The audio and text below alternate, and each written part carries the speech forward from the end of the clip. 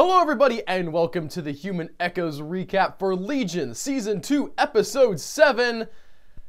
And this one threw me for a loop. I am now a full night's sleep away from it. I have spent a couple of hours thinking about it and reading what other people thought about it. And I'm no closer to really being solid on what happened or how I feel about it, which are two things that usually in TV in general I don't have a problem with. And with Legion, I usually know how I feel about it, at least, even if I'm not sure what happened. This one, I'm seeing a lot of people call it the best episode of the series, and I'm not on board with that. I'm waffling between not liking it at all and thinking that maybe there's something more than I'm getting going on under the surface and it's actually kind of brilliant, but I'm not just gonna give it that, okay? Future episodes might expound on this in a way that makes me go, oh wow, mind blown, I didn't see that coming, but I'm not just gonna assume that we're gonna get that until we get it, okay? This episode on its own merits left me feeling a little bit wishy-washy, and I've got to count that as something of a failure. But we start off with another one of these excellent and fun little side lessons narrated by Jon Hamm, where he, throughout the season, he's talked about the idea of the delusion, the idea of sort of communicable mental illness, right? And now he's talking about moral panic, which is another type of communicable mental illness. And he illustrates this moral panic by showing people who are freaking out about their kids reading comic books, and they, go and protest that or whatever. And the culmination is, actually, the interesting thing is he sort of layers time together, right? Because comic books are a very much 1940s, 50s, 60s thing, but the climax of this scene is the hanging of a witch, which is very much like an older puritanical, literally puritanical, Salem witch trials kind of thing that hasn't been happening in the recent future. And the interesting thing is that the comic that they see the kid reading has the Shadow King in it. There is, at least from a certain perspective, a legitimate fear here. The message of the introduction is not that this contagion that's being planted in the kid's mind is completely and totally benign. It's that the reaction to that contagion in the mind can be worse than the original contagion itself. And I'm going to justify this because we see all of these kids crowded around the Shadow King, reaching up towards him as he, grins creepily at the camera. This is, at least from the perspective of what we're seeing on screen, a real threat. The Shadow King's nothing to be messed with, and yet the people who are afraid of the Shadow King are the ones that we actually see doing the damage. That might lay the groundwork for some stuff we see later, or it might not. Again, I'm still in the process of figuring it out. Sometimes things click for me as I'm talking here, so stay tuned. But the other interesting thing is that this sequence, it transitions directly into Farouk working on this car that he has, and the car is weird, and there's goop inside the front, and he's got a vacuum going, and I don't know exactly what it's supposed to be. Visually it just looks cool. Okay, well, let's just accept that he's doing some jazz.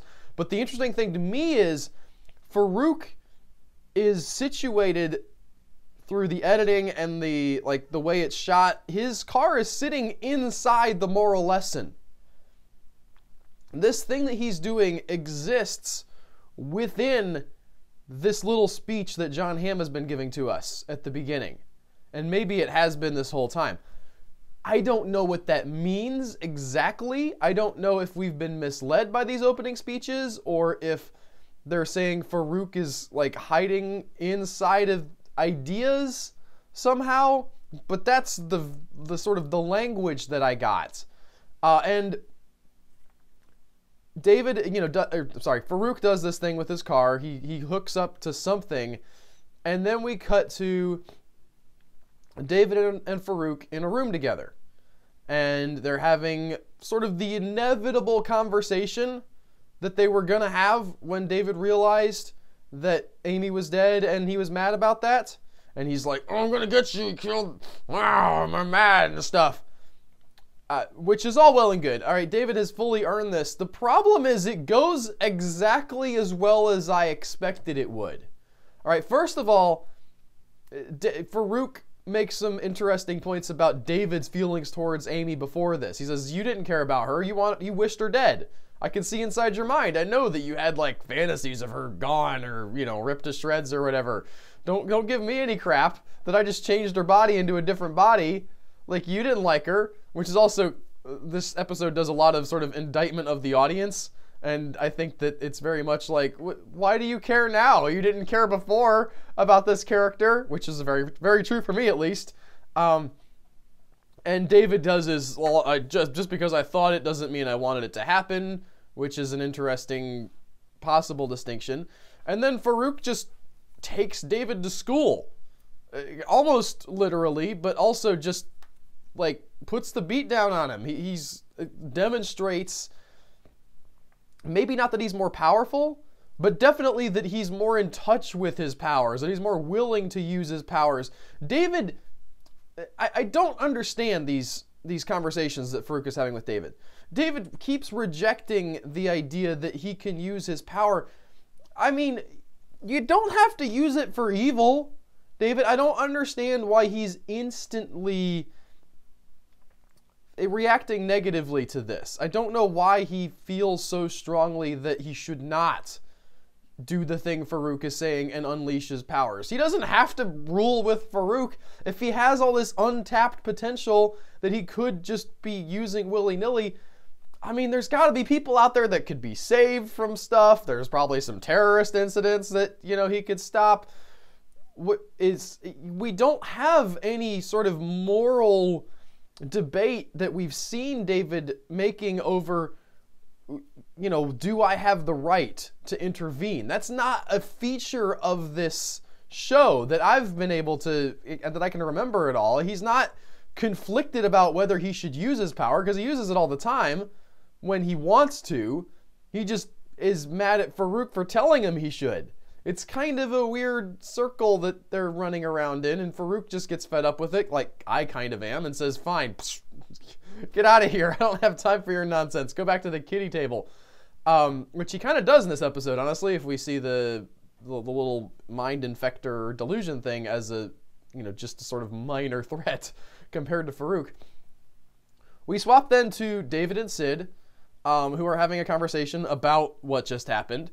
And Sid's advice to David is good advice. She says, listen, keep in control. Don't let him get in your head. He's trying to mess with you. Don't let him mess with you. You gotta stay in control of yourself. And David's like, but you can tell he's not, okay? And then they transition to talking about future Sid. And I think I gotta give credit to the actress who plays Sid, whose name I've forgotten right at the moment, but the way she comes across in this scene, I think, is really good. She manages to play someone trying to not react too strongly, but still kind of having feelings really well. And there's this weird dichotomy that she has where she knows that David is going to see future her, right? And she knows that it is herself in the future, but it's not her. Like, it's not her present self, her self that can observe and interact with David. And so she feels a little bit betrayed. She doesn't know what goes on in these meetings, right? Because she can't be present for them yet. So she says to David, hey, it's not weird, it's cool, whatever. And then she asks him, like, are you guys, like, doing it? So I think she asks it a little bit more politely than that, but you get that, like, this is something that she's been thinking about and she's not sure how to process. And David's like, yeah, okay, I knew you were jealous. And they set up these ground rules where she says, listen, it's fine if you go talk to her. I get that. She needs consoling or whatever. You can give her a hug. Don't go further than that. And we all can guess where this is going if you know, like, any rules of drama whatsoever. But we don't get that right away.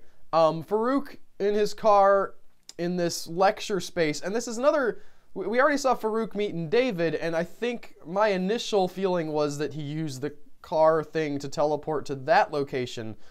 But no, he's actually setting up to be able to go and meet future Sid.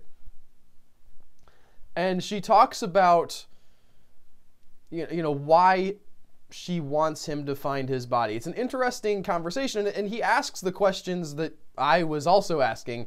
You know, I mean, we've seen Sid explain this, but if I was Farouk, I would be like, and he says this literally, almost verbatim, I know why I want my body back, but I'm like, me, well, why do you, who are my enemy in almost every timeline, why do you want me to get my body back? And she kind of explains that the destruction of his body is the thing that sets off this apocalypse that she's living in, which is an interesting idea. It's different from what I think we've been assuming. There's been this belief that David, in the destruction of Farouk's body, somehow mentally snaps more than he's already mentally snapped at some point, and like he's sort of directly the cause of whatever this apocalypse is. But the implication of what Sid is telling Farouk is that destroying his body releases something, some energy, some force, essentially a bomb of some kind that destroys the world. And Farouk has this great reaction to this where he says, you know, because despite the fact that I think some of what he says is manipulation, I think he also legitimately sees himself on some level as being just as good as anybody else, as any of these heroes. He's willing to justify his actions and sort of paint them in the most negative possible light. He's a very Putin-esque kind of character. And I don't trust people who are always looking for the most negative side of humanity. I think Donald Trump does this as well. Donald Trump, his whole shtick is that Washington is full of crooks and it's a swamp. And the thing is, that might be true to a certain degree, but when you go into the world assuming that that's true, the conclusion that you can come to is, the only one that you can come to is that the only way to be is to also be a crook. That if everybody else is a crook, then there's no way to succeed in the world except to be a crook. And Farouk essentially makes that statement. He says, listen, the deck is always stacked. Why shouldn't I stack it in my favor? He says, I am the state, which is a great Sun King Louis XIV quote, talking about, you know, how the state makes the rules to benefit the state, and nobody questions, you know, why the government gets to make rules that help the government out, but yet they're not seen as the bad guy. And they get into this, you know, sort of very obvious dichotomy, honestly, and Farouk says out loud the phrase, the villain is the hero and the hero is the villain, which I saw some people take exception to on the boards that I was reading on Reddit. You know, the sort of obvious natures, like, okay, stop hitting us over the head with it.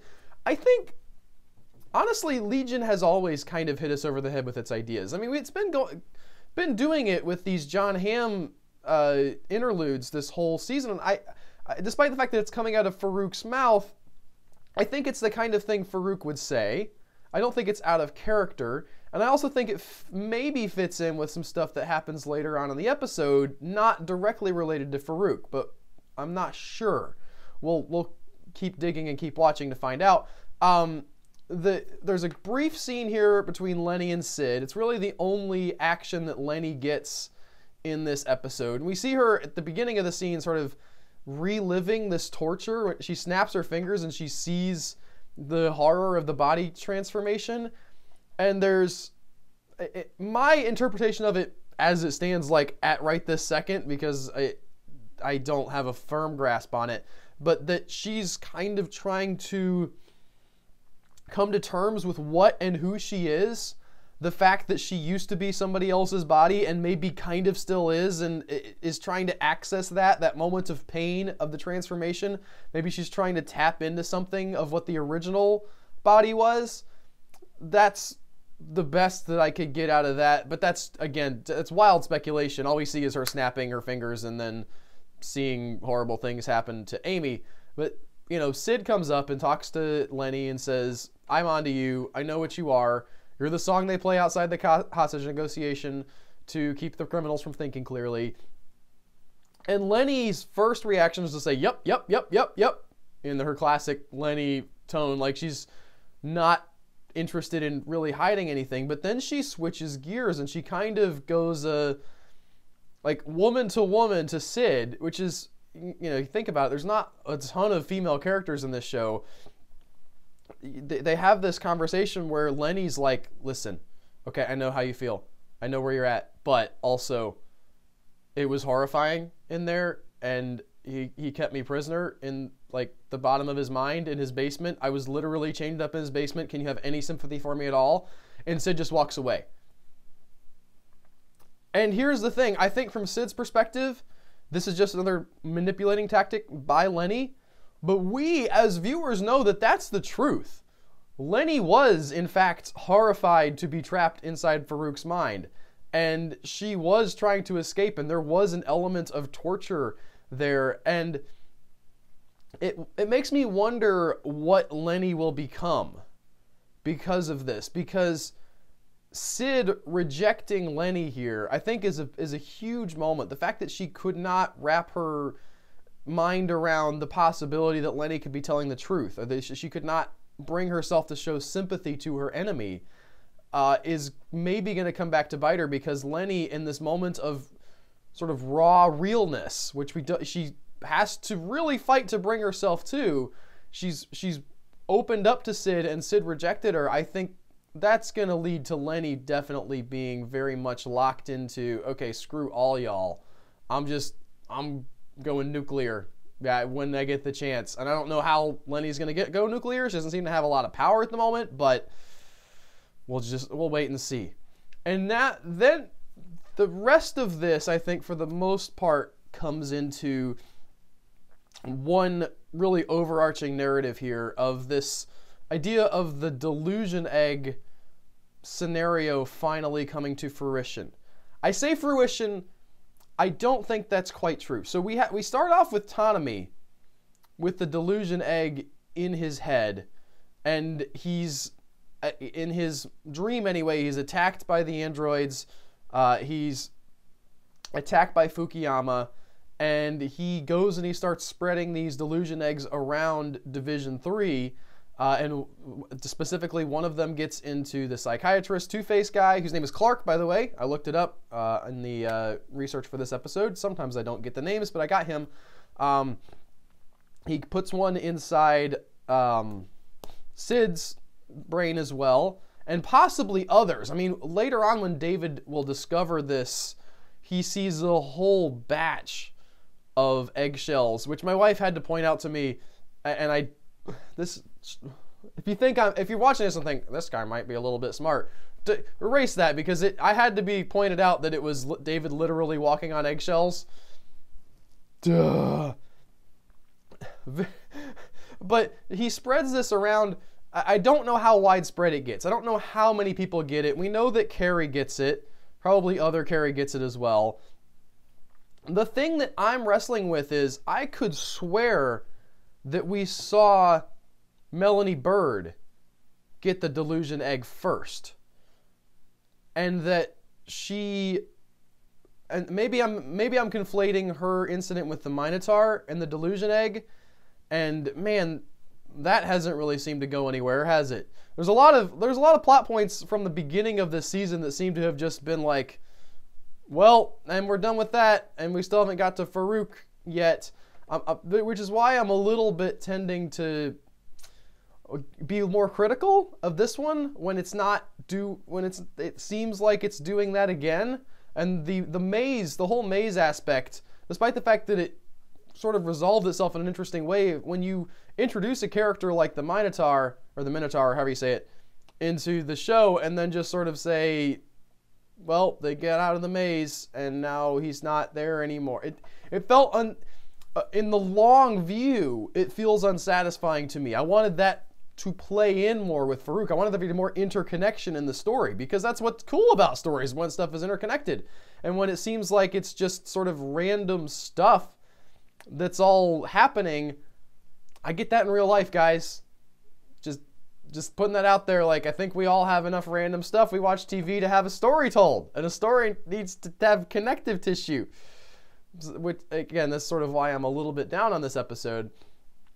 But the delusion that they get is that Fukuyama is the bad guy.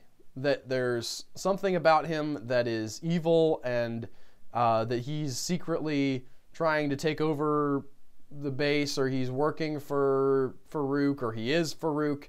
And there's a lot of people on the message boards who've been doing basically exactly the same thing. And it's understandable, because when you watch a show like this, part of the fun is to look for the connections, to look for, maybe I can figure out what the reveal is ahead of time. I enjoy doing that.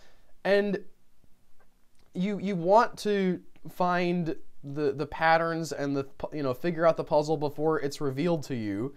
And so people are putting together, hey, AF, Admiral Fukuyama, same initials as Amal Farouk.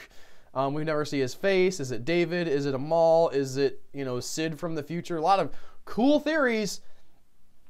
And our, intrepid band of heroes goes on the rampage to take down Amal Farouk. And not Amal Farouk. Wow. The delusion has infected me as well. Admiral Fukuyama, thinking that he's evil, and they kill off all the... Well, kill off is not correct. They can repair themselves. But attack the androids and go up against Admiral Fukuyama like they're going to take him down. And Admiral Fukuyama's just a dude. He takes the basket off, and he's just some guy. Just some kind of vaguely Asian, slightly portly gentleman who is scared out of his wits because they're going to attack him and possibly kill him because they think he's evil. In a sense, we could have seen this coming.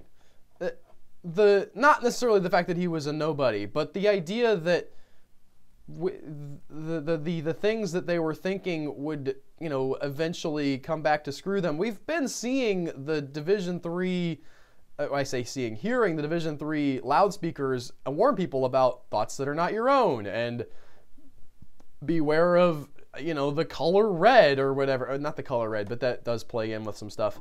And the fact that they get infected with this is not completely unexpected, but again, the fact that it feels like it has turned out to be completely unrelated to anything is, from my perspective, wildly disappointing.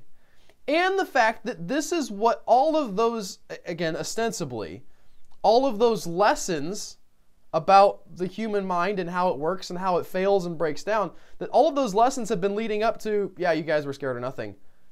And it's not like the main villain. It's not Farouk, who they were, if they led up to him just being some regular dude and they were just misinterpreting the things he was saying this whole time somehow, I could see that. But this is like mid-season just letting the air out of half of the plots we've had, right? The Amal Farouk looking for his body has been relatively minor as far as screen time we've got compared to spending time on these delusion eggs, spending time on the mazes that didn't turn out to really be anything except for ways to sort of reintroduce the characters and what their problems were. I'm conflicted about the fact that so much of what seemed important in the first part of the season has just been sort of swept off to the side. So I guess now we can have the real show happen. It breaks, for me, like the rules of narrative. The rules of narrative say that everything needs to matter. You can't, if you're in a good story, random doesn't happen. I mean, a random event can happen to a character, But from the perspective of the story, it needs to have meaning. It needs to have impact. And despite the fact that there's almost too much meaning in the idea that we see enemies where they might not exist in the world, like that does happen, but it doesn't feel like it's linked into the overall arc of the show. Again, unless they're leading up to, also Farouk isn't really a bad guy either, and he was just misunderstood and trying, I can't see how they're going to do that, considering that we've seen him like straight up kill some fools. So I'm not on board with that. And they specifically in this episode went out of their way to keep Ptonomy and Carrie from killing any actual human people, all right? Because the androids are able to repair themselves, at least according to what we were seeing. Although, if that it would be messed up if that was part of the delusion. They didn't actually do that in this episode, but if they reveal at some point, like, oh, by the way, those weren't androids. You killed like the kid soldiers that we had, and now there's like a bunch of 12-year-olds who are dead because of y'all. That would be a great twist, but they didn't go there. So they're not actually trying to make the heroes look like the villains. David has a big showdown with the delusion eggs. The first two he gets to are small because they were just implanted, right? Sydney and Carrie, he's able to pull them out of pretty easily. When he goes to Ptonomy, gotta pronounce that P, he tries to pull it out, and it's huge.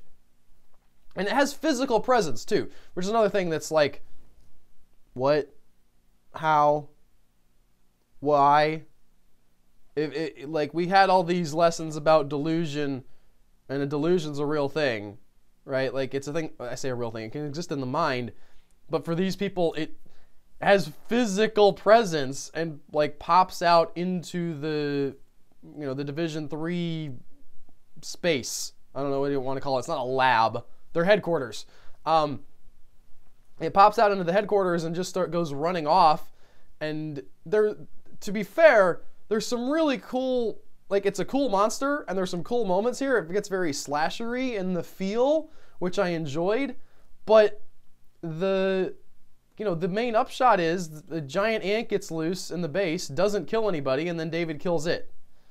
And it's worth noting, the room that the giant ant ends up with David is red, and someone said that David's shirt when he kills the ant is green. Now, I don't remember what color the shirt is, so if somebody's watching it, I know a lot of y'all have fact-checked me in the past and said, that wasn't true. I didn't go back and fact-check the fact that his shirt is green in this scene, but if it is, either A, it's a signal that we've broken free of the delusion now, that red is red and green is green, and all is well with the world.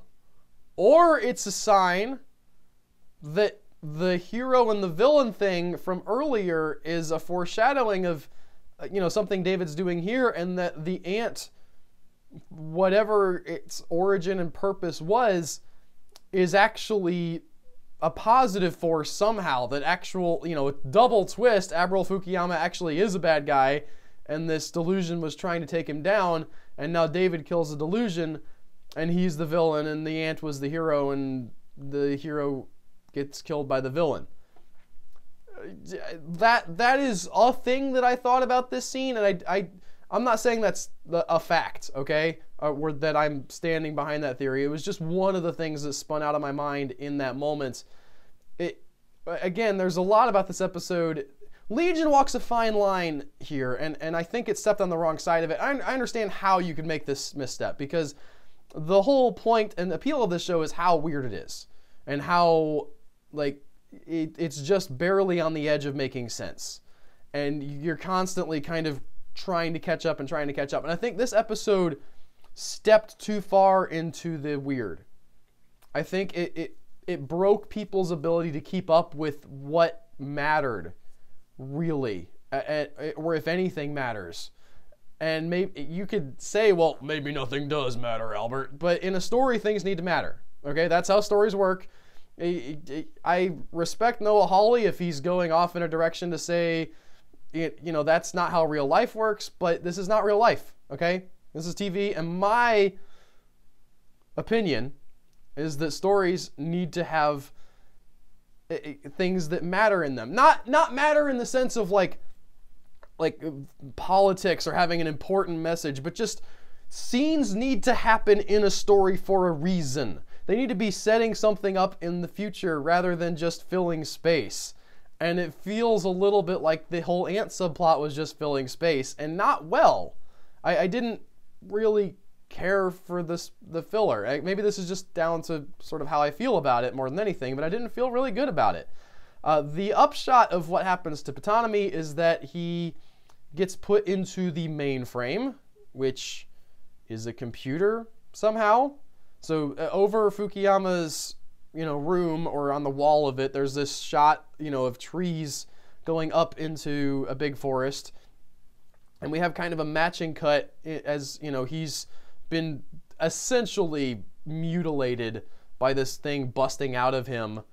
Again, a physical, actual thing that shouldn't have been able to fit inside of him, way bigger than him, but then it existed, and we're living in a world with mutant powers, so I guess we can just deal with that. But they hook him up to the tree that is the mainframe, apparently, and transmit his data into a machine. The thing that I thought was very interesting was this juxtaposition of nature and mechanics.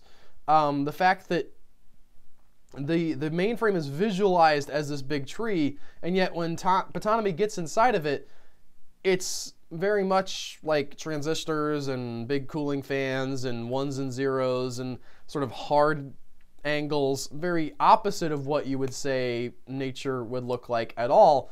I assume we'll get more of that going forward, but the episode ends with him seeing a woman who I believe is supposed to be his mother, although I could be wrong on that. Some people said that they thought she had showed up in some other episodes before, and she shushes him, and the episode ends. I've already basically shared my overall thoughts, that I felt like unless we find out some new information about this, I found this episode relatively disappointing. Not from a perspective of cinematography or acting or anything, but just because of how it felt like it was kind of telling us, okay, well, all that delusion stuff was just filler. Had nothing to do with Farouk, had nothing to do with the main story, had nothing to do with our characters. It was just, they're going to experience some paranoia.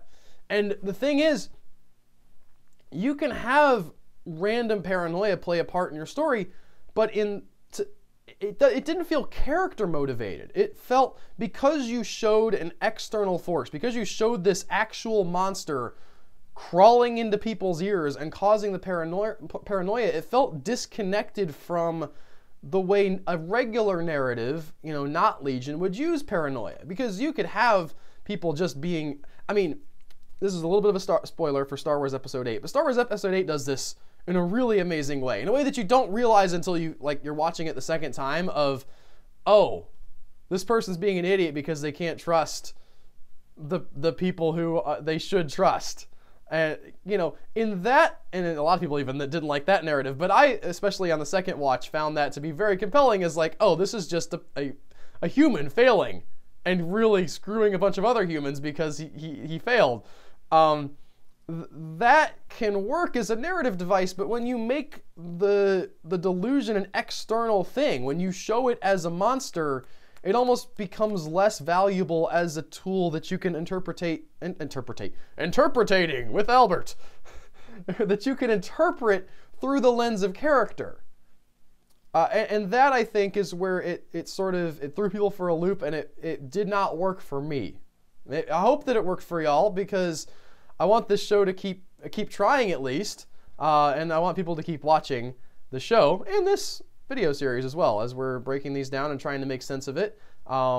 As always, we're coming to the end here, so it's the time where I ask you to leave a comment, because I really enjoy hearing what you guys think. You guys have set me straight on several of the recaps, on things that I've missed or gotten wrong. You have some interesting ideas that some of which have turned out to be true, and I love sharing all of that with y'all. And on top of that, I try to reply to every comment as quickly as I'm able to. I want this to be a place that people can sort of talk about the show. And despite the fact that it's just me up here talking on the video, I really love that there have been some regulars that have coalesced in these comments and I think really brought something more to it. Because if it's just me talking without some feedback, without, you know, the input, and I mean, I read other people's ideas as well, I don't think it's as valuable. But if there's actual like interesting discussion going on in the comments, that's something that is incredibly rare in YouTube, and we've got it on many of these videos, and I have you to thank for that. So thank you so much for commenting, and yeah, that's it for this week on the Legion Recap. We'll see you guys next time. Take care.